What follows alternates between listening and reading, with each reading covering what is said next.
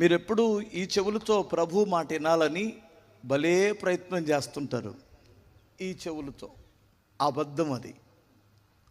ఎప్పటికీ మీరు వినలేరు. అలా హృదయానికి చెవులు ఉన్నాయి. మీరు గమనిస్తే ప్రభు మెల్లనైన స్వరం హృదయానికి వినిపిస్తుంది.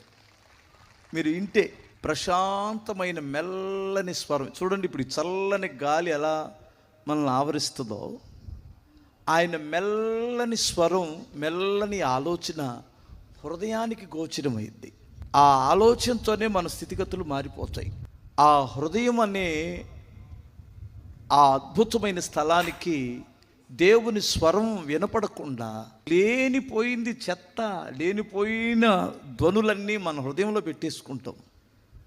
అందుకని మనం అప్పుడే ప్రభు అంటాడు, మీరు పెదవులతో ఆరాధిస్తున్నారు కానీ మీ హృదయాలు నాకు దూరంగా ఉన్నాయి.